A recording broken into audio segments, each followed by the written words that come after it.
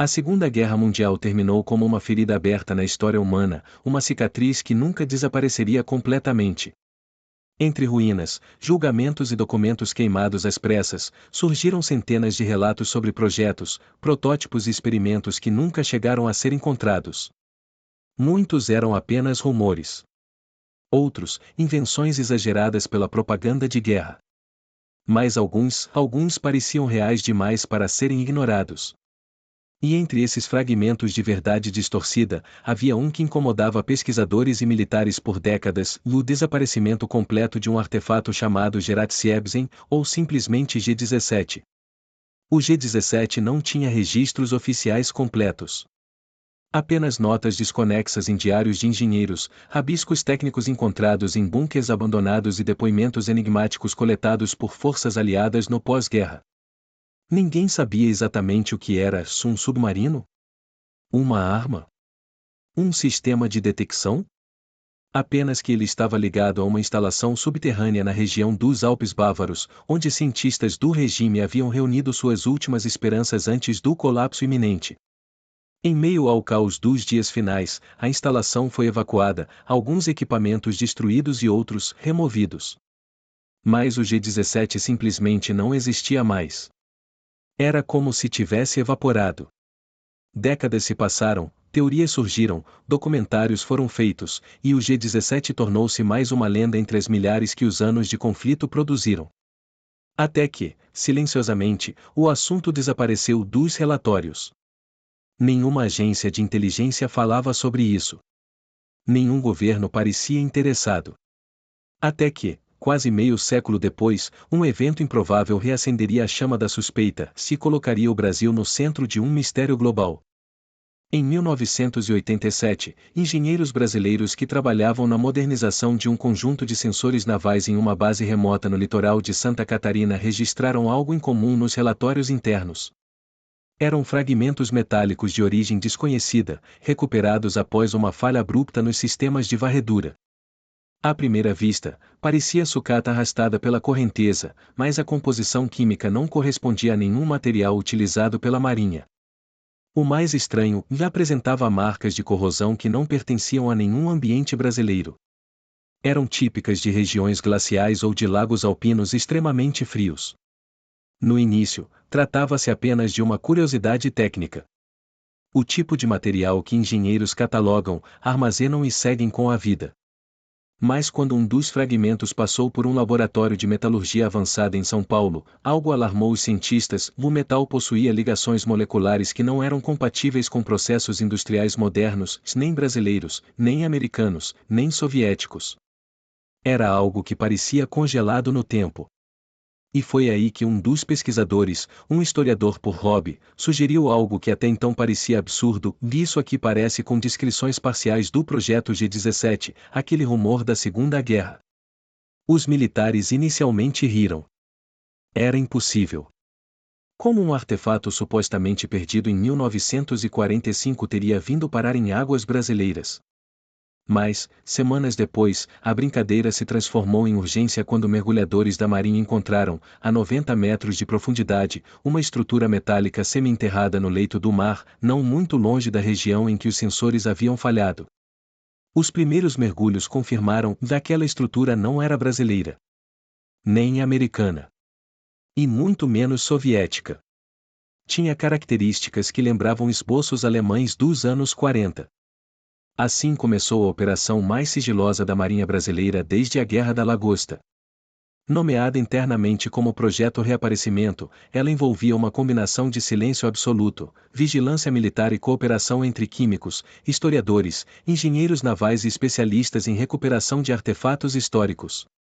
A estrutura submarina não era grande o suficiente para ser um veículo completo, mas grande o suficiente para sugerir que fazia parte de algo ainda mais amplo, se os fragmentos encontrados levavam a crer que se tratava de uma peça perdida de um artefato mais complexo.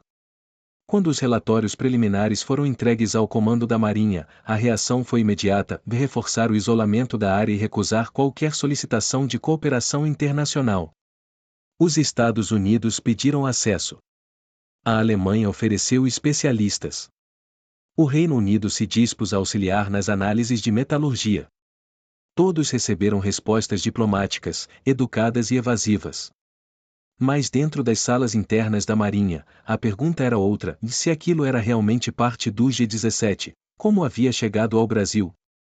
A hipótese mais plausível, e a mais preocupante, era que a tecnologia havia sido transportada clandestinamente por submarinos fugitivos do regime derrotado.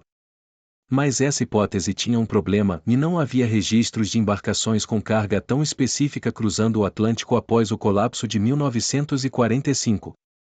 Mesmo as operações secretas, como as rotas de fuga clandestina, eram relativamente bem documentadas. Nada indicava que um experimental como o G-17, seja lá o que fosse, havia sido retirado da Europa. No entanto, quando a equipe de arqueologia submarina da Marinha conseguiu resgatar a primeira placa estrutural inteira, uma revelação inédita mudou completamente o rumo da investigação. A peça trazia gravado, embora corroído pelo tempo, um número de série seguido de um carimbo parcial, DS-17. O suficiente para levantar suspeitas. O suficiente para gerar pânico silencioso. E o suficiente para fazer o Brasil perceber que estava diante de algo que poderia reescrever uma parte da história militar do século XX. A notícia correu internamente com rapidez. Nos corredores da Marinha, o murmúrio era inevitável: vê o G-17. É impossível. Como isso veio parar aqui? Quem mais sabe disso? E, silenciosamente, uma pergunta ainda mais inquietante surgiu: se a tecnologia desaparecida em 1945 havia reaparecido em território brasileiro, o que mais poderia estar escondido nas profundezas do Atlântico Sul? Naquele momento, ninguém sabia. Mas todos entenderam que era tarde demais para recuar. Quando a primeira parte da estrutura foi içada para a superfície e levada para um hangar isolado na base naval de Itaguaí, os engenheiros imediatamente perceberam que aquilo não era um simples casco ou painel. Tratava-se de um componente interno, uma espécie de módulo. Algo que fazia parte de um sistema maior. A soldagem era antiga, mas extremamente precisa, muito à frente da capacidade média industrial da década de 1940, e isso levantava ainda mais dúvidas. Como uma tecnologia tão avançada havia sido produzida em meio ao colapso do regime? Era mesmo alemã? Ou era um protótipo experimental que só um grupo reduzido conheceu? O módulo possuía 3 camadas metálicas diferentes, cada uma com composições incomuns. A mais externa parecia projetada para suportar pressão intensa, talvez equivalente à de profundidades abissais. A camada intermediária, no entanto, continha materiais desconhecidos na época, incluindo traços de ligas que só começariam a ser testadas industrialmente nos anos 60. Foi aí que surgiu uma nova e desconfortável possibilidade: o G-17 não havia sido apenas uma arma experimental. Poderia ter sido um projeto de propulsão não convencional, talvez até um sistema de deslocamento silencioso que explicaria a ausência de registros. Os engenheiros perceberam que, se aquilo tivesse sido concluído, poderia representar uma vantagem naval impensável para qualquer país em 1945. A capacidade de se mover sem ser detectado, sem ruído, sem rastro. Algo que nem os Estados Unidos nem a URSS haviam conseguido naquele período.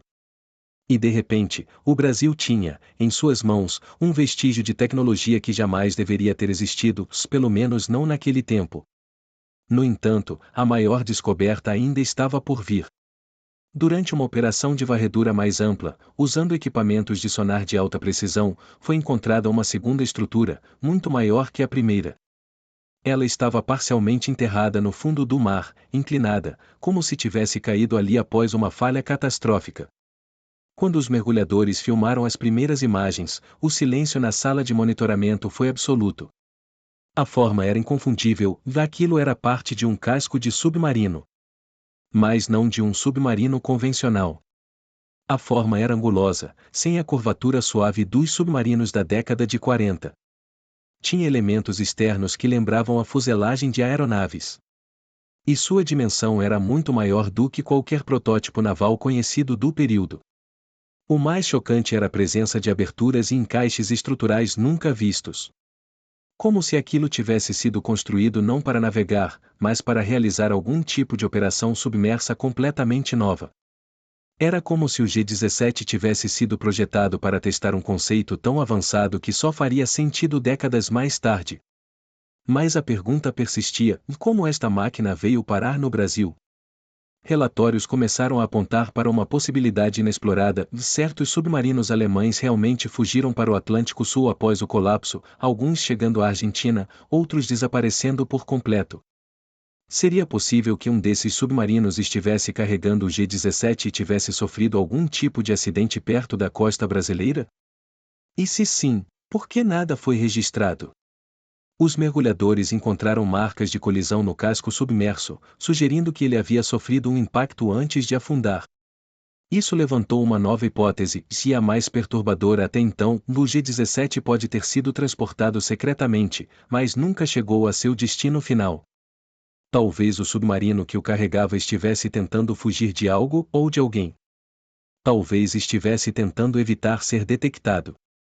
Talvez estivesse tentando esconder o projeto de todas as grandes potências. Em reuniões internas, oficiais da Marinha Brasileira começaram a levantar cenários: e se aquilo havia sido escondido de propósito? E se alguém, décadas antes, já soubesse que o Atlântico Sul seria o lugar perfeito para ocultar algo importante? A vastidão marítima, a baixa presença militar internacional na época, a dificuldade de monitoramento, tudo fazia sentido. A cada nova camada de descoberta, o Brasil percebia que estava não apenas diante de um fragmento da Segunda Guerra, mas diante de um segredo global que nenhum dos vencedores do conflito jamais admitiu oficialmente. E isso fazia do país, repentinamente, um alvo. Os Estados Unidos começaram a pressionar silenciosamente, oferecendo ajuda técnica, científica e histórica. A Alemanha enviou solicitações formais para a inspeção arqueológica. Agências de inteligência estrangeiras incrementaram suas atividades no Cone Sul. Mas o Brasil manteve silêncio absoluto, se intensificou a vigilância na costa, mesmo que discretamente. Era tarde demais para recuar. E tarde demais para negar o óbvio: o que quer que o G-17 fosse, ele havia reaparecido no Brasil, e agora todas as potências queriam saber o que o Brasil sabia. Mas a história estava prestes a se tornar ainda mais sombria. Um grupo de mergulhadores encontrou uma terceira estrutura, a mais estranha de todas. Um cilindro metálico lacrado, aparentemente intacto, preso por correntes corroídas e parcialmente coberto por sedimentos. Ele tinha inscrições em alemão quase apagadas e um símbolo riscado propositalmente, como se alguém tivesse tentado apagar a identidade do projeto antes de abandoná-lo no mar. Quando o cilindro foi retirado da água e levado para análise, os especialistas perceberam que seu conteúdo não era mecânico ou estrutural, era informacional. Dentro, havia dezenas de cilindros menores, uma espécie de cápsulas de armazenamento seladas hermeticamente, contendo documentos embrulhados em camadas de proteção especial. Papéis? Mapas? Desenhos técnicos? Ainda não havia como saber. Mas se o conteúdo fosse autêntico, isso significaria que o Brasil estava diante não apenas de vestígios físicos, mas dos próprios registros originais do projeto desaparecido em 1945. E isso poderia reescrever capítulos inteiros da história militar mundial. As cápsulas foram levadas para um laboratório sigiloso na Ilha da Marambaia. Um grupo reduzido de especialistas, historiadores militares, engenheiros, criptógrafos e analistas de documentos foi autorizado a trabalhar no material. Qualquer pessoa que entrasse no laboratório tinha que deixar celulares, relógios, identificações. Tudo era registrado. Tudo era monitorado. Aquilo não era apenas uma pesquisa, era uma operação sensível que envolvia risco diplomático real. A abertura da primeira cápsula revelou um conjunto de folhas cuidadosamente preservadas, embora amareladas pelo tempo. Eram diagramas. Esquemas técnicos de uma estrutura tubular com anotações em alemão antigo. Quando traduzidas, revelaram algo impossível de ignorar: os documentos descreviam um sistema de propulsão experimental baseado em redução de assinatura acústica total, ou em outras palavras, um método de locomoção submarina projetado para ser completamente indetectável. Isso confirmava as suspeitas iniciais: o G-17 era um protótipo de submarino fantasma, uma tecnologia de invisibilidade sonora. Algo que, se tivesse funcionado, teria mudado radicalmente o equilíbrio militar da Segunda Guerra. Mas a descoberta seguinte foi ainda mais inesperada. A cápsula número 4 continha não apenas documentos técnicos, mas um conjunto de relatórios assinados por 3 engenheiros-chefes do regime. Eles descreviam falhas, acidentes e limitações, e mencionavam que o protótipo original havia sido dividido em 3 módulos para transporte. 2 deles foram evacuados durante o fim da guerra. Um terceiro havia sido destruído. Mas, estranhamente, os relatórios contradiziam registros aliados pós-guerra, sugerindo que pelo menos um dos módulos havia sido embarcado em uma rota clandestina rumo ao Atlântico Sul. O mais chocante estava nas últimas páginas, um mapa parcial. Ele mostrava a rota de um submarino alemão em 1945. Uma rota que terminava exatamente na região onde os fragmentos haviam sido encontrados décadas depois. O G-17 havia sido transportado. E havia afundado ali. Em salas de reunião em Brasília, almirantes e oficiais da inteligência revisaram cada detalhe. Havia agora 3 certezas. A tecnologia nazista realmente desapareceu em 1945. Ela reapareceu em território brasileiro por acidente, ou por estratégia. O Brasil era o único país do mundo com acesso aos restos dessa tecnologia perdida. Mas uma pergunta ainda faltava: um porquê? Por que trazer algo tão avançado para tão longe da Europa? Por que correr o risco de atravessar um oceano inteiro durante o colapso do regime? As respostas não estavam nos documentos. Mas estavam justo onde ninguém queria olhar, no casco semidentado que ainda repousava no fundo do mar. Parte dele permanecia inacessível, preso, esmagado, talvez contendo compartimentos secretos ainda intactos. A Marinha enviou novos mergulhos. E, desta vez, encontraram algo maior do que qualquer documento. Um painel interno, protegido por uma liga metálica resistente ao tempo, ainda continha inscrições originais. Não eram ordens. Não eram instruções. Eram nomes. 3 nomes. 3 engenheiros que, segundo registros internacionais, desapareceram sem deixar rastro em abril de 1945. Os historiadores sempre acreditaram que eles haviam morrido nos últimos bombardeios. Mas agora, seus nomes estavam ali, dentro de um submarino afundado no Brasil. Eles não tinham sido vítimas de bombardeios. Eles tinham fugido com o G-17. O silêncio nas forças brasileiras foi absoluto. E um entendimento tácito passou a circular entre os mais altos escalões: o Brasil agora tinha em mãos não apenas uma máquina perdida da Segunda Guerra, mas um segredo que países inteiros foram construídos para proteger ou esconder. O governo decidiu que nada disso deveria se tornar público. Não por medo, mas por pragmatismo. Se os Estados Unidos, a Rússia ou a Europa tivessem qualquer confirmação oficial, fariam de tudo, diplomática ou clandestinamente, para obter acesso aos artefatos. Era simplesmente impossível divulgar algo assim. Mas o oceano não guarda segredos para sempre. Pouco tempo depois, pescadores relataram sons incomuns na região, navios estrangeiros começaram a fazer rotas suspeitas, e sensores da Marinha detectaram drones submarinos não identificados se aproximando da área isolada. O sigilo estava prestes a ruir. O Brasil precisava tomar uma decisão rápida, de resgatar o restante da estrutura antes que outros países descobrissem, ou selar tudo no fundo do mar para sempre. A decisão veio em silêncio. Em uma madrugada abafada de verão, a Marinha iniciaria a recuperação total antes que fosse tarde demais.